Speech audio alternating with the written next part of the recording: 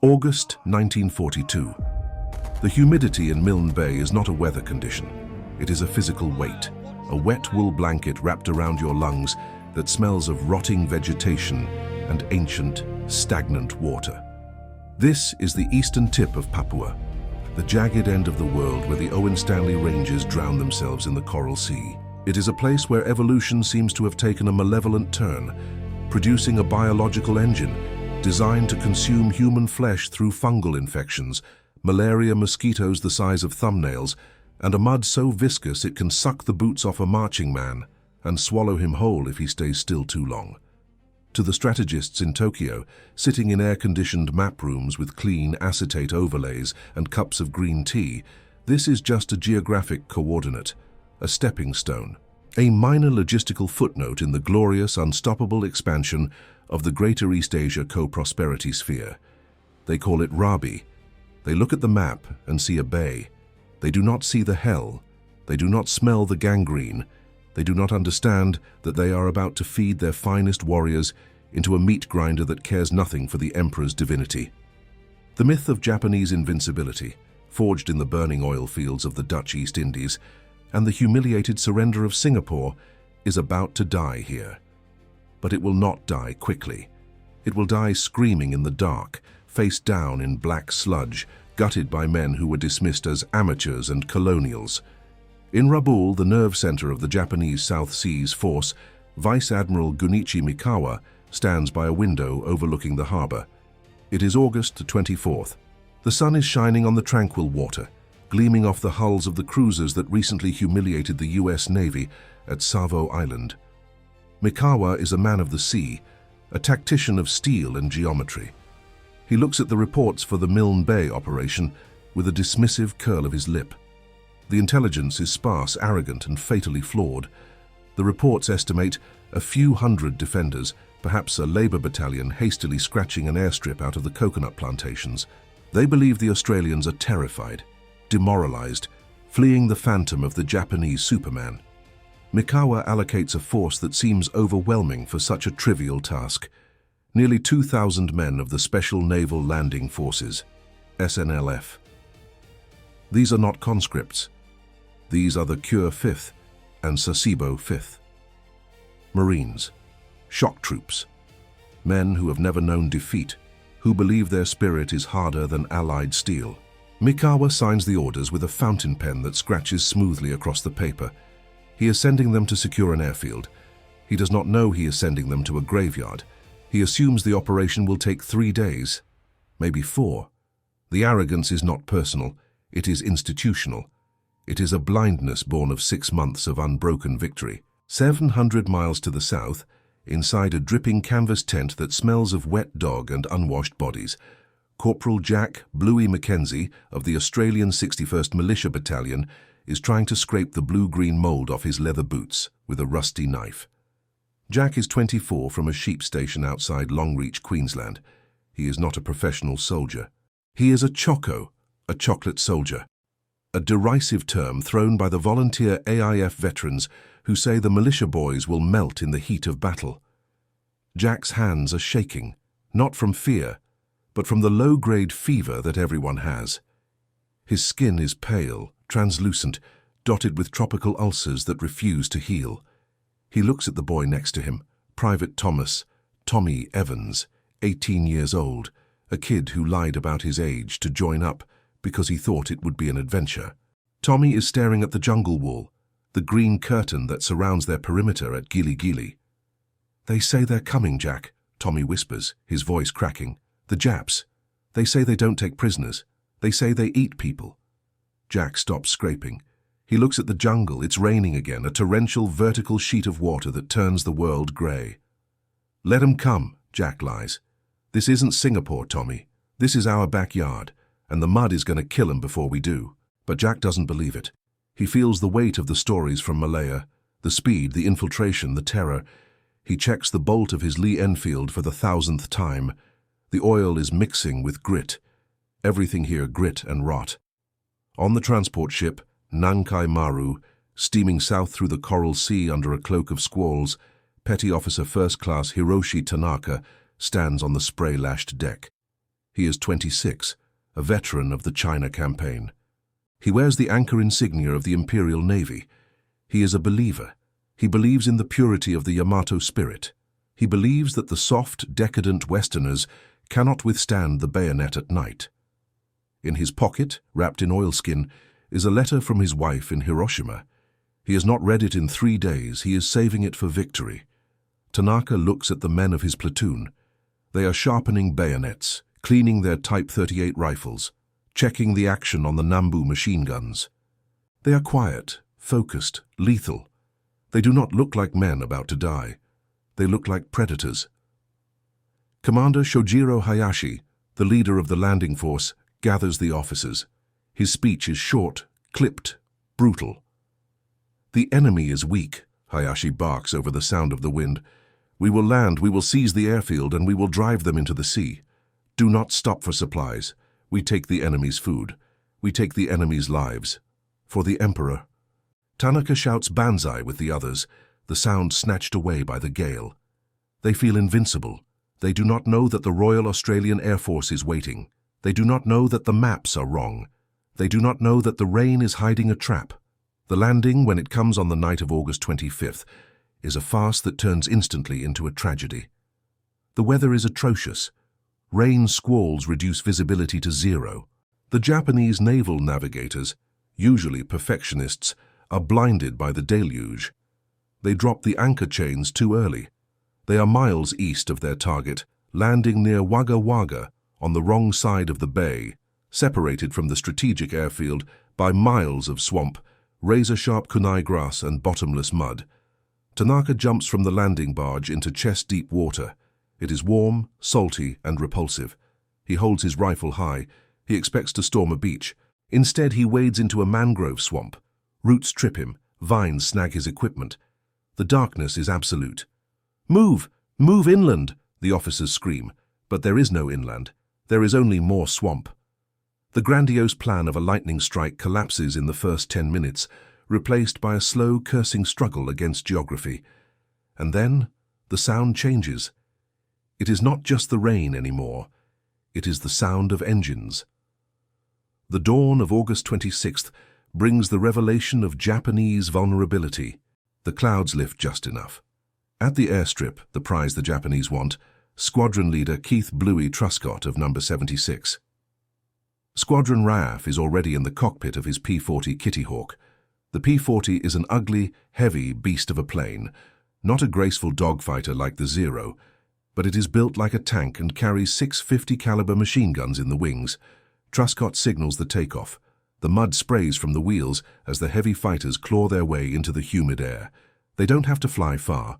They see the Japanese barges beached along the coast, sitting ducks against the dark sand. They see the piles of supplies, rice, ammunition, medical kits, stacked neatly on the shore, unguarded. It is a target practice range. Tanaka hears the drone first. A low throbbing vibration that resonates in his chest. He looks up through the canopy of palm trees. "Aircraft!" someone screams. The Kitty Hawks descend like angry wasps. They don't bomb from high altitude. They come in at treetop level, their engines screaming, the shark mouths painted on their noses grinning with mechanical malice. Tanaka dives into a crater filled with putrid water. The world explodes. The sound of 50 caliber rounds hitting sand and flesh is a distinct wet thwack. The barges erupt in flames. The fuel drums detonate, sending plumes of oily black smoke into the grey sky. The rice, the food meant to sustain the march, is scattered and burned. The Japanese soldiers, the elite Marines, fire back with rifles, pathetic pops against the roar of 1,200 horsepower Allison engines. It is a slaughter of logistics. Before the ground battle has truly begun, the Japanese have lost their legs. They are stranded, no food, no extraction. The only way out is through the Australians. In Rabaul, the radio room is silent. The initial reports are confused. Heavy air resistance. Supplies destroyed. Admiral Mikawa frowns. This was not in the script. The Australians were supposed to have a few biplanes, nothing that could stop a landing. He blames the local commander. He blames the weather. He does not blame the plan. "Press the attack," he orders. "The infantry will solve this." He pours another cup of tea, ignoring the static that hisses like a dying breath from the radio receiver. He cannot see the beaches of Milne Bay, where the bodies of his Marines are already washing up, mixed with driftwood and dead fish, the water turning a pale, frothy pink. Back in the mud, the sun sets on the 26th, bringing the true terror of Milne Bay. The night. The jungle does not sleep. It comes alive with a cacophony of insects that sound like circular saws. Jack Mackenzie and his section are dug in at the edge of the KB mission, a small clearing with a few wooden huts. They are the forward tripwire. The mud in their foxhole is waist deep. Their feet are white, wrinkled, numb. "Listen," Jack hisses. "Shut up and listen." Tommy is shaking so hard his equipment rattles. Out in the darkness, beyond the wire, there are sounds.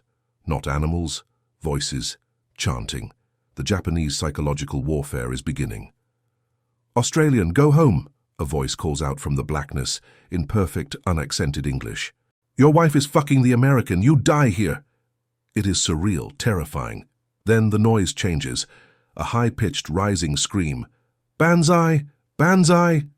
They come out of the rain like demons. Tanaka is among them. He is tired, hungry, his uniform soaked, but his blood is hot. He charges through the kunai grass, firing from the hip. He cannot see the enemy. He fires at the muzzle flashes. The Australians open up. The Bren guns chatter, their barrels glowing cherry red in the dark. The tracers cut green lines through the night, intersecting with the orange sparks of Japanese bullets. It is a chaotic point-blank brawl in the mud. Tanaka sees a shape in a slouch hat. He lunges with his bayonet. The metal grates on bone. The man screams. Tanaka pulls the blade free and keeps running. He trips over a body, falls face first into the slush, scrambles up. The air is thick with cordite and the copper smell of blood. Jack sees the wave coming. "Fire! Pour it on!" he screams. He works the bolt of his rifle until his hand cramps. The shadows are everywhere. They don't stop. You shoot them and they keep crawling. You hit them and they trigger grenades against their own chests. This is the shock of the new war. The militia boys, the chocos, are seeing the face of fanaticism.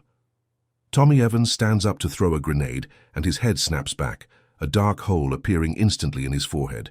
He drops like a marionette with cut strings, splashing into the water at the bottom of the trench. Jack stares at him for a second, his brain refusing to process the data. Then the rage takes over. A cold, hard rage. He picks up the Bren gun from the fallen gunner and climbs out of the trench. He stands in the open mud, slicking his boots, and sprays the darkness. He screams, a wordless primal sound that matches the Japanese fury. For a moment, civilization is suspended. There are only two tribes of apes trying to kill each other in the swamp. The Japanese bring up their secret weapon, tanks. Two Type 95 Hago light tanks. In the jungle, they are terrifying monsters. Their headlights cut through the rain, blinding the defenders. The Australians have no anti-tank guns at the forward post. They have sticky bombs, grenades covered in adhesive goop that are supposed to stick to the hull. They are useless in the wet. The glue dissolves, the bombs slide off. Jack watches a tank crush a wounded man into the mud, the tracks grinding bone and flesh into the earth. It is a vision of industrial horror. The Japanese infantry walks behind the tanks, using them as mobile shields, laughing. They feel the momentum returning. They are pushing the Australians back.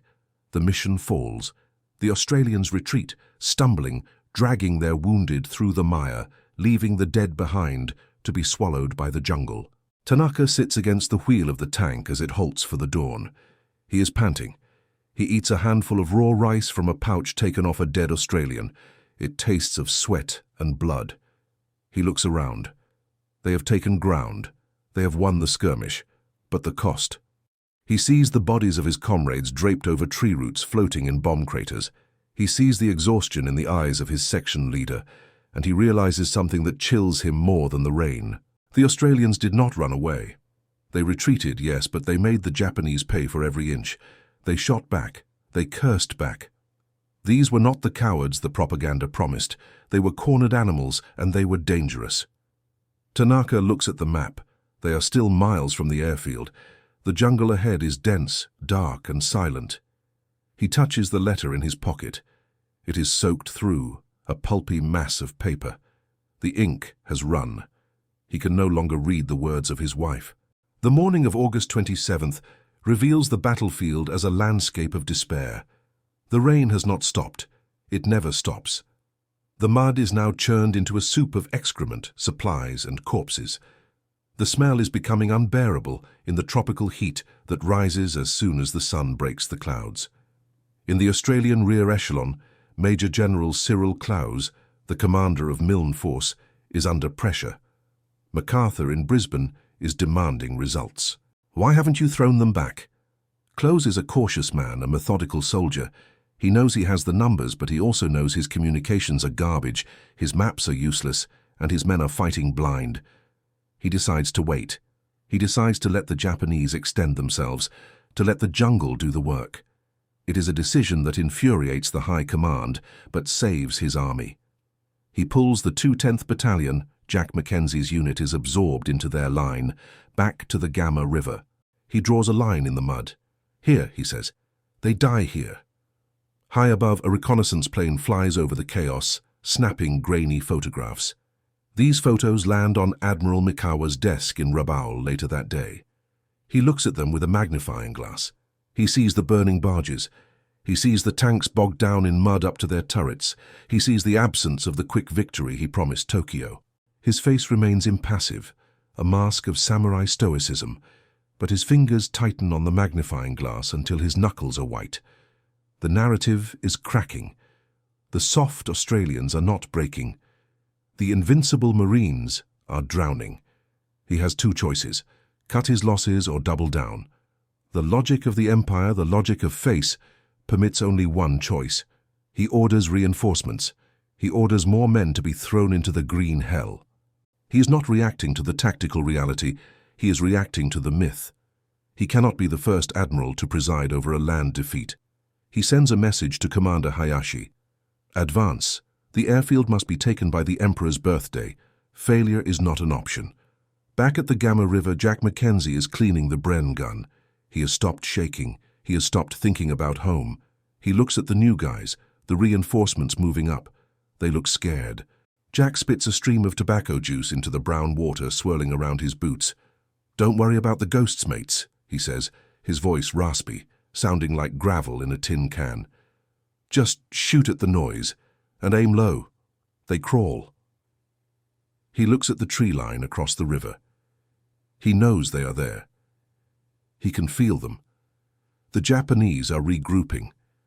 Tanaka is there, fixing his bayonet, praying to his ancestors, preparing to die for a strip of mud that God forgot. The collision is coming. The myth is about to shatter against the reality of Australian grit and the unforgiving earth of Papua. The first land defeat of Japan is not just happening, it is being carved out of flesh and bone, minute by agonizing minute. August 28, 1942. The mud has acquired a personality. It is no longer just dirt and water. It is a malevolent, living organism that swallows the dead and mocks the living. In the Australian perimeter at the edge of Numbers, Thursey airstrip, the distinction between a man and the earth has vanished. Corporal Jack Bluey Mackenzie is a sculpture of filth. The only parts of him that are white are the whites of his eyes and the teeth he bares when he coughs. The cough is constant now, a wet, hacking bark that ripples down the line like a contagion. But something has changed in the eyes of the militia boys. The terror of the first night has calcified into a grim, hollow-eyed hatred. They have seen the supermen bleed. They have seen them die screaming, just like anyone else. The myth of invincibility hasn't been shattered yet, but it has hairline fractures. Reinforcements have arrived. The 212th Battalion, AIF. These are the veterans, the rats of Tobruk, men who stood against Rommel in the desert. They walk differently. They don't hunch in the rain, they lean into it. They look at the militia boys, the chocos, not with disdain anymore, but with a silent, nodding respect. They see the 1,000-yard stare on Jack's face, and they recognize a member of the club. Private Digger Thompson, a towering AIF gunner with a face like a topographic map of violence, drops into the foxhole beside Jack. He sets up his Vickers heavy machine gun with the tenderness of a mother putting a child to bed. "Nice spot for a picnic, mate. Digger grunts, checking the water jacket of the gun. Where are the little bastards? Jack points to the green wall of the jungle across the cleared strip. Everywhere, Jack whispers. They're everywhere. Inside that green wall, the reality of the Japanese situation is a slow-motion catastrophe. The invincible Cure 5th Special Naval Landing Force is rotting from the inside out. They have no food. The rice destroyed on the beach by the RAF Kitty Hawks was their lifeblood. Now they are scavenging palm hearts, roots, and, in the darkest whispers of the unit, looking at the bodies of the dead with a hunger that transcends morality. Commander Shojiro Hayashi is losing control of the physical reality, even as he tightens his grip on the spiritual one. He stands in a makeshift command post, a hole dug under the roots of a massive banyan tree. His uniform is pristine compared to his men, but his face is gaunt. He holds a meeting with his officers. There is no map on the table, only a fanatic's resolve. "We attack tonight," Hayashi says. His voice is brittle. "The airfield is the key. Once we take the strip, we control the sky. Once we control the sky, the enemy will crumble." It is a delusion. Even if they take the strip, they have no planes to land on it. But the logic of retreat does not exist in the Imperial Dictionary. Petty Officer Hiroshi Tanaka is cleaning his Arisaka rifle. He is so hungry that his vision swims with black spots. He has eaten a lizard he caught on a tree trunk, raw skin and all. It sits heavy and cold in his stomach. He looks at the tank crews nearby. The two Type 95 Hago tanks are the pride of the unit, steel beasts. But here they look pathetic. Mud is caked up to the fenders. The crews are exhausted trying to clear the tracks with sticks. Tanaka approaches one of the tank commanders. "Will you lead us?" he asks. The commander spits. "If the engine starts, if the mud allows, if the gods are watching." There is no Bushido in his voice, only the mechanic's despair. Tanaka touches the letter in his pocket again. It has dissolved into a lump of pulp. He can't remember his wife's face anymore, only the rain. Night falls on the 28th. The battle of the airstrip begins. It is not a battle of maneuver. It is a collision of two ideologies in a bowling alley of death. The number 3 airstrip is a cleared swath of land, perhaps 200 yards wide, flanked by coconut palms. To cross it is suicide. To hold it is victory. Hayashi orders the advance. The tanks rev their engines. The sound is a mechanical scream that cuts through the insect noise. The headlights flick on, beams of light cutting through the deluge, illuminating the silver lines of the rain. "Here they come!" Digger Thompson racks the slide of the Vickers. "Steady, boys. Wait for the whites of their eyes, or the shine of their gold teeth." The Japanese emerge from the jungle. They do not use cover. They do not infiltrate. They charge. It is a banzai charge, a tactic born of desperation and spiritual arrogance. Hundreds of men, screaming the Emperor's name, running headlong into the open ground. They believe their spirit is a shield. They believe the shock will break the Australians. It is a massacre. The Australian line erupts. The Vickers guns, water-cooled agents of industrial slaughter, open up with a rhythmic hammering thud, thud, thud, thud. They don't sweep randomly. They create beaten zones, intersecting lanes of fire at knee height. The Japanese wave hits this wall of lead and disintegrates. Tanaka is in the second wave. He runs, screaming, his bayonet fixed. He sees the man in front of him, a boy from Osaka, simply explode. One moment he is running, the next he is a mist of red spray and flying equipment. Tanaka dives into a shallow depression. The air above him is solid metal. The tracers look like angry fireflies. He watches the tanks, the great hope. The lead Type 95 lurches forward, its machine guns chattering. It rolls 20 yards onto the strip. Then, physics takes its revenge on hubris. The right track sinks into a soft pocket of clay. The tank spins, digging itself deeper. The engine screams in protest, a high-pitched whine of tortured gears. It is stuck, a 14-ton steel coffin. The Australians ignore the infantry for a moment and focus on the tank. Boys' anti-tank rifles, heavy bruising weapons, crack from the perimeter. The rounds ping off the turret, then one finds the vision slit. The tank stops firing. Smoke begins to curl from the hatches. The second tank, seeing the fate of the first, tries to reverse. It slides sideways into a drainage ditch and throws a track. The Japanese armor, the Iron Fist, has been defeated by mud and a few inches of bad driving. Tanaka sees this. He sees the symbol of their power immobilized. A profound, crushing despair washes over him. "Why?" he whispers into the mud. "Why do the gods not help?" He looks up. The charge continues. Men are climbing over the bodies of the fallen to get shot. It is a conveyor belt of death. He sees an officer, sword drawn, running straight at a machine gun nest. He gets within 10 yards before he is cut in half. Tanaka realizes, with a clarity that freezes his blood, that they are not fighting men. They are fighting a machine. The Australians are not panicking. They are working, loading, firing, clearing jams. It is professional execution. Jack Mackenzie is changing a barrel on his Bren gun. The metal is sizzling hot.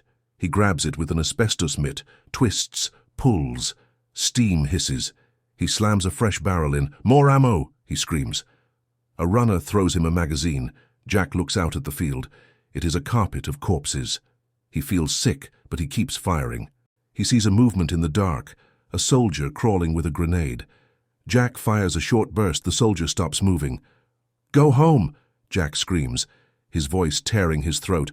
"Just go home, you stupid bastards!" He hates them. He hates them for making him do this. He hates them for dying so pointlessly. He hates the waste. By dawn on August 29th, the firing dies down. The silence that follows is heavy, broken only by the groans of the wounded out on the strip. The sun rises on a scene from Dante's Inferno. The airstrip is littered with hundreds of Japanese bodies.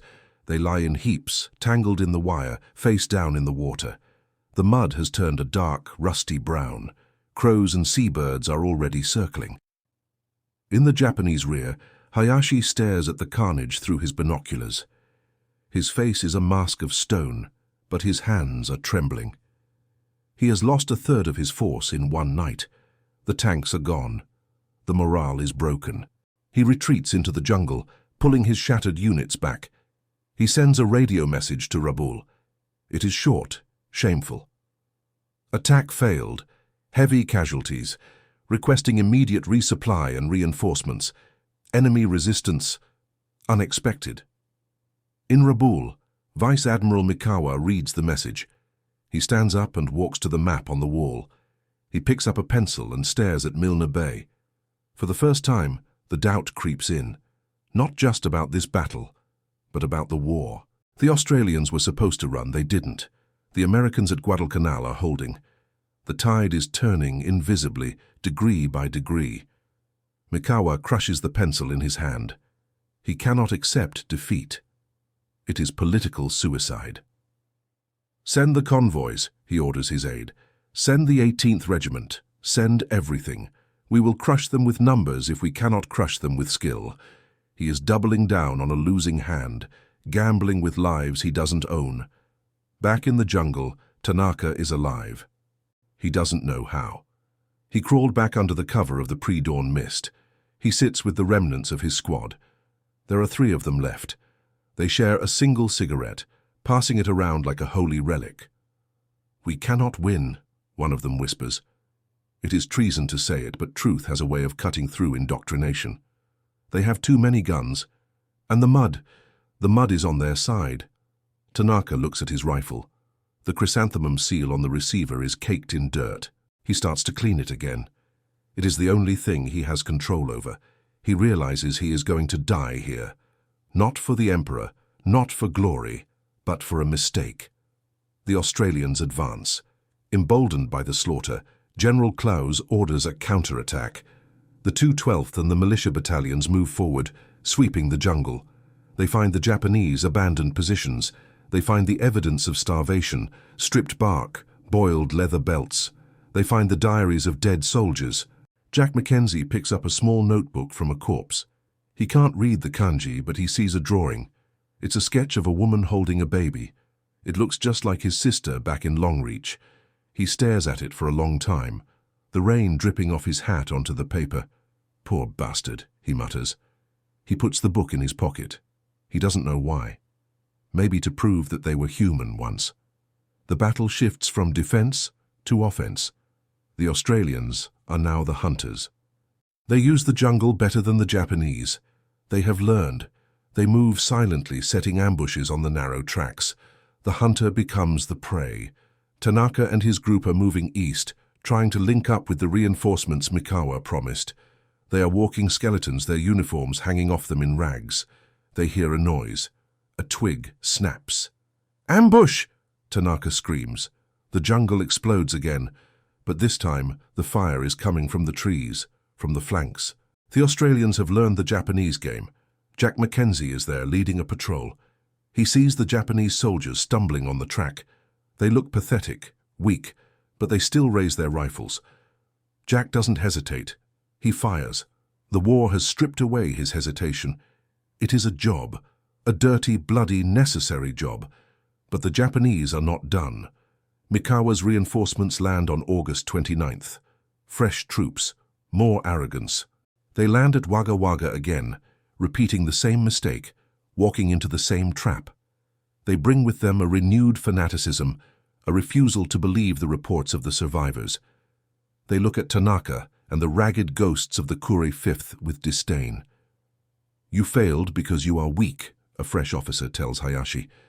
"We will show you how it is done." Hayashi looks at the fresh officer with dead eyes. "You will see," he says softly. "The mud does not care about your rank." The stage is set for the final act. The Japanese are preparing one last massive push, a death spasm of an empire on the edge of the world. They will throw everything at the airstrip one more time, and the Australians, tired, sick but victorious, will be waiting. The myth of the Japanese Superman is dead, buried in the mud of No. 3 strip. Now it is just a question of how many men have to die to bury the body. August 30th, 1942. The jungle of Milne Bay is dissolving. It is no longer a coherent ecosystem of trees and vines. It is a chaotic sludge of pulverized flora, shrapnel, and human biological waste. The Battle of the Airstrip was the anvil. Now comes the hammer. The Australian counter-offensive begins not with a roar, but with a grim, relentless grind. The 212th Battalion, supported by the battered militia units, pushes east from the airfield. They are not marching, they are wading. The mud is knee-deep, a viscous, foul-smelling glue that sucks at boots and morale with equal force. Every step is a physical battle. Every 100 yards is a victory over geography. But they are moving. For the first time in the Pacific War, the Allied soldier is walking forward, over ground previously held by the Imperial Army. On the Japanese side, the arrival of reinforcements, fresh troops from the Sasebo 5th SNLF, creates a dangerous, volatile chemistry. These new men, clean uniformed and full of Bushido bravado, look at the haggard survivors of the Kure 5th with open contempt. They see failure, they see cowardice, they do not see the reality of the meat grinder they have just stepped into. Commander Hayashi tries to warn the new commander, a zealous officer named Commander Minoru Yano. "The enemy has tanks," Hayashi says, his voice a raspy whisper. "Their artillery is accurate, their air support is constant." Yano waves a hand dismissively. "We have the spirit," Yano declares. "Spirit overcomes steel. We will attack tonight. We will not stop until we wash our bayonets in the sea at Gili Gili." It is the classic Japanese fatal flaw, the belief that willpower can alter the laws of physics. Petty Officer Tanaka watches this exchange from the shadows of a dripping palm tree. He wants to scream. He wants to grab Yano by his pristine collar and drag him to the edge of the clearing where the bodies of his friends are rotting in the heat, swollen like balloons, their faces eaten by crabs. But he says nothing. Discipline is a cage he cannot break. He cleans his rifle. The metal is pitted with rust. The woodstock is swelling from the damp. It is a dying weapon for a dying man. He knows what is coming. Another charge, another slaughter, another letter home that will never be written. The night of August 30th brings the inevitable collision. Yano orders an assault on the Australian positions at the edge of the airstrip. It is a carbon copy of the previous disaster, but with even less support. The Japanese have no artillery. Their mortars are out of ammunition. They have only rifles, grenades, and swords. They form up in the rain, chanting, working themselves into a frenzy. Tenno Heika Banzai. The cry rises from the jungle, a terrifying, mournful wail. Jack Mackenzie hears it. He is huddled under a poncho trying to keep his cigarettes dry. He looks at Digger Thompson. "Here we go again," Jack says. There is no fear in his voice anymore, just a profound, exhausted irritation. Why don't they ever learn? Digger racks the bolt of the Vickers because they can't, mate. If they learn, they have to admit they aren't gods, and they can't do that. The attack hits at 03:30. It is a massacre in slow motion. The Australians use flares to turn the night into a flickering strobe-lit day. The Japanese are silhouetted against the mud. The Vickers guns cut them down in rows. It is industrial pest control. Tanaka runs forward, not because he wants to, but because the mass of bodies behind him pushes him. He trips over a dead man, falls face first into a puddle of bloody water. Bullets snap the air above his head like bullwhips. He stays down. He crawls. He sees a fresh recruit, a boy of 19, stand up to throw a grenade. A burst of .303 rounds catches him in the chest. The boy spins. The grenade drops at his feet. Boom. A pink mist. Tanaka closes his eyes and presses his face into the mud.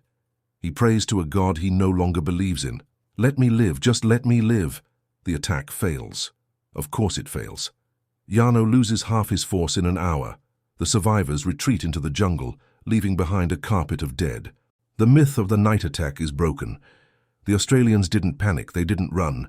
They sat tight, drank their tea, and killed everyone who came into the light.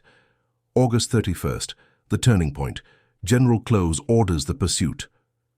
"Push them," he tells his battalion commanders. "Don't give them a chance to dig in, push them into the sea." The Australians advance. It is a brutal, close-quarters fight in the dense undergrowth. The Japanese leave snipers tied to the tops of coconut trees, suicide rearguards who fire until they are killed. Jack Mackenzie walks point. He scans the trees. He sees a shape, a rifle barrel. He fires. A body crashes down through the fronds, landing with a wet thud. It is a sniper. He is starving, skeletal. He has tied himself to the tree so he wouldn't fall if he passed out from hunger. Jack looks at the body. "Stupid bastard," he mutters. But there is a flicker of pity. The retreat becomes a rout. The Japanese command structure collapses. Commander Yano is wounded. Hayashi is dead, killed by a mortar fragment. The survivors fragment into small groups, desperate, hungry, diseased. They are no longer an army. They are fugitives. They fall back towards Wagga Wagga, hoping for evacuation. But the Royal Australian Navy is waiting. The destroyers are patrolling the bay, shelling the coast. There is no escape. September 2nd, the atrocity. As the Australians advance, they find the evidence of what happens when an army loses its soul. They find the mission station. They find the native villagers. They find the Australian wounded who were left behind during the retreat. What they see changes them forever. Bodies tied to trees and bayoneted, mutilation, cannibalism. The Japanese, starving and maddened by defeat, have violated every taboo. Jack Mackenzie walks into a hut and walks out 10 seconds later, vomiting. He wipes his mouth, his face pale as chalk. "Kill them all," he whispers to Digger. "Every single one of them. Don't let one of them get on a boat." The rules of war are suspended. The Australians stop taking prisoners. If a Japanese soldier raises his hands, he is shot. If he lies wounded, he is bayoneted. It is a savage, primal vengeance. In Rabaul, the silence is deafening. Admiral Mikawa stops looking at the map. The reports have stopped coming. The radio is dead. He knows what it means. Annihilation. He has to make a decision. To send more men is to throw gold into a sewer. To withdraw is to admit defeat. He chooses the lesser humiliation. He orders the evacuation of the survivors.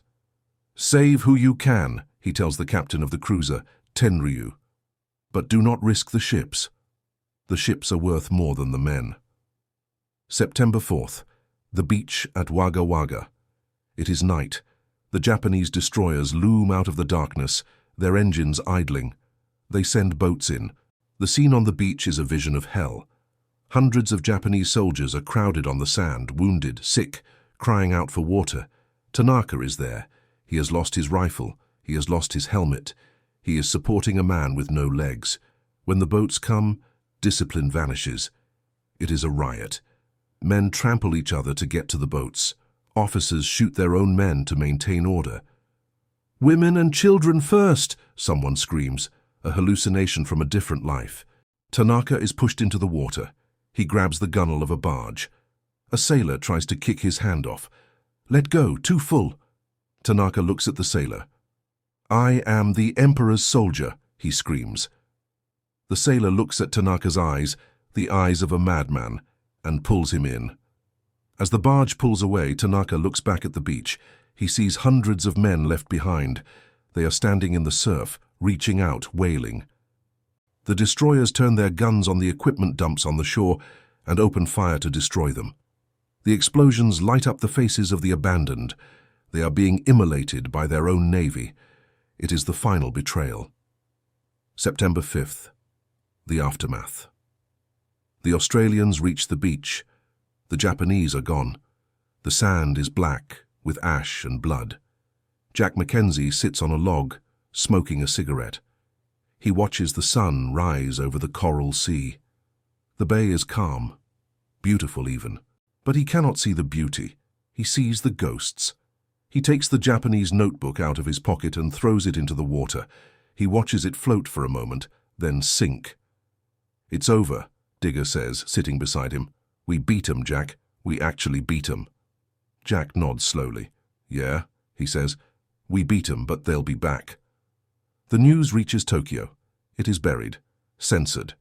The newspapers report a strategic repositioning. They do not use the word defeat. But in the high command, the shock is seismic. General Tojo summons his staff. "The Australians," he says, his voice cold. "They are not the British. They fight like us."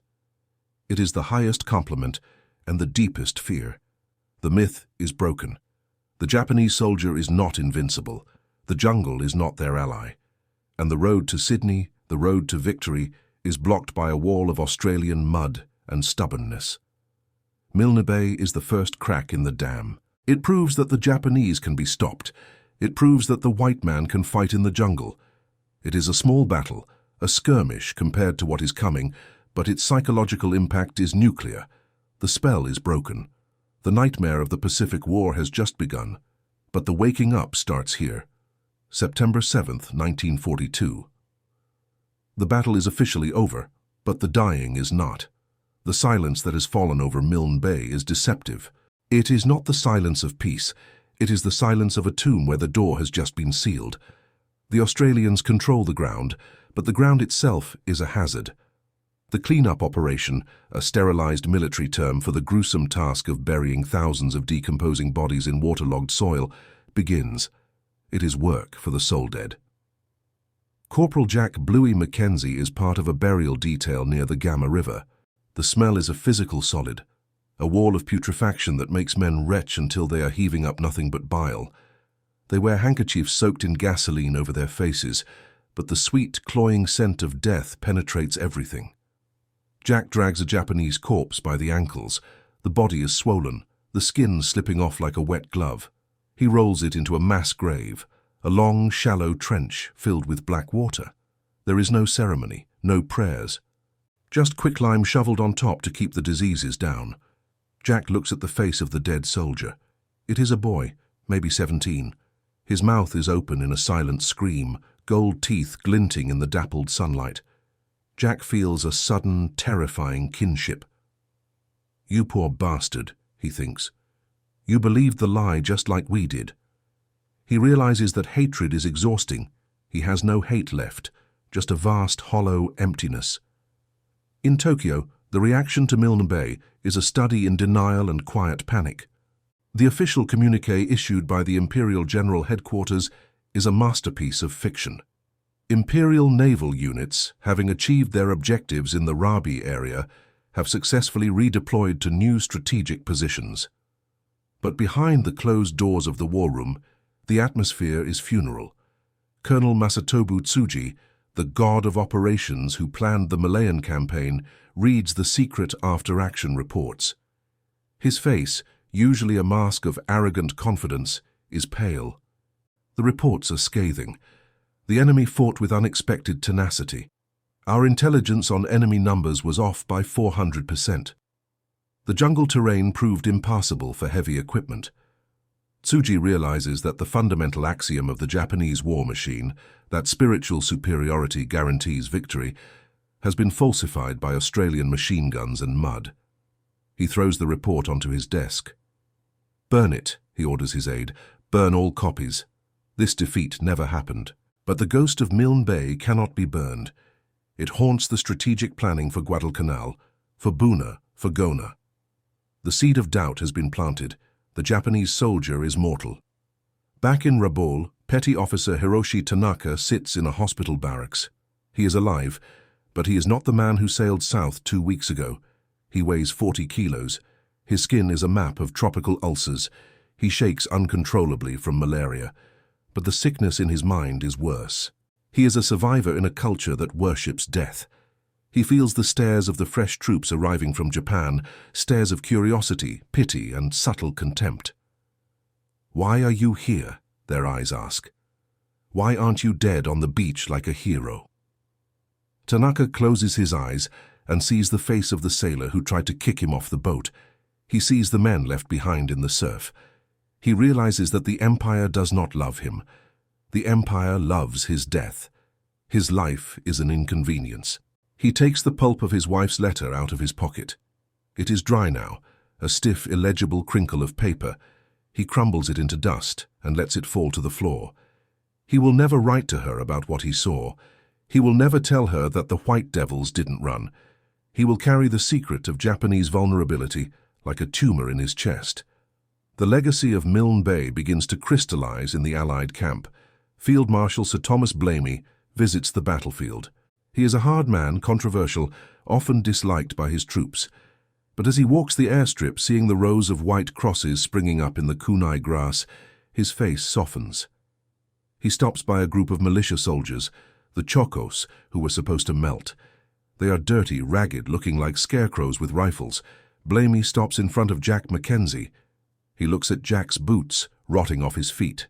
He looks at the Bren gun, cleaned and oiled amidst the filth. "Good job, son," Blamey grunts. It is meager praise, but it is enough. The stigma of the militia is erased forever. They have earned their right to wear the Rising Sun badge. They have done what the British in Malaya and the Americans in the Philippines could not do. They stopped the Japanese army cold. But the most profound discovery comes weeks later, when intelligence officers finally process the captured documents. Among the diaries and maps, they find a set of orders issued to the Japanese landing force. The orders explicitly stated, "Do not worry about the enemy. They are weak. They will flee at the first sight of the imperial flag." The irony hits the intelligence officers like a physical blow. The Japanese defeat was written before a single shot was fired. It was written in their own hubris. They didn't lose because they lacked courage. They lost because they lacked respect for reality. They brought swords to a machine gun fight. They brought myths to a mud fight. The true cost of the battle is revealed in the casualty lists. Over 1,600 Japanese dead. Only a handful of prisoners, most of them too wounded to commit suicide. The Australians have lost 373 dead. It is a lopsided butcher's bill, but the numbers don't tell the story. The story is in the mental ward in Brisbane, where boys wake up screaming about banzai charges. The story is in the malaria wards, where men shiver and burn for years. The story is in the silence that falls over Australian dinner tables when someone mentions the islands. Jack Mackenzie is rotated out in October. He stands on the deck of a transport ship, watching the green mountains of Papua recede into the mist. He should feel elation. He is going home. But he feels a strange, heavy sadness. He thinks of Tommy Evans, buried in the mud. He thinks of the Japanese sniper tied to the tree. He realizes that a part of him will never leave Milne Bay. The jungle has claimed a piece of his soul. He lights a cigarette, his hand steady now, hardened. He looks at the ocean. It is blue again, clean, but he knows what lies beneath the surface. Years later, in the 1980s, an old Japanese man visits the war cemetery at Milne Bay. It is Hiroshi Tanaka. He has prospered in the post-war economic miracle. He wears a suit and carries a camera. He walks among the rows of graves. He is not looking for Australian names. He walks to the edge of the jungle, to the place where the mass graves were. There are no markers there, just grass and silence. He bows deeply, his forehead almost touching the earth. He whispers the names of his squad. He apologizes to them, not for losing, but for surviving. He takes a small bottle of sake from his pocket and pours it into the ground. "Drink," he whispers. "The war is over." As he turns to leave, he sees an old Australian man sitting on a bench staring at the tree line. It is Jack Mackenzie. They look at each other. Two old men, survivors of the same nightmare. There is no hatred in their eyes, only recognition. They nod, a microscopic gesture of acknowledgement. They do not speak. There is nothing to say. The mud has spoken for them. The myth of the Superman died here, and in its place something more terrifying and more human was revealed: the limitless capacity of ordinary men to endure the unendurable. Milne Bay remains a footnote in many history books, overshadowed by Guadalcanal and Kokoda. But for those who know, for the ghosts that still wander the airstrip in the mist, it was the pivot point. It was the moment the sun began to set on the rising sun. It was the moment the world learned that the monster could bleed. And it bled red just like everyone else.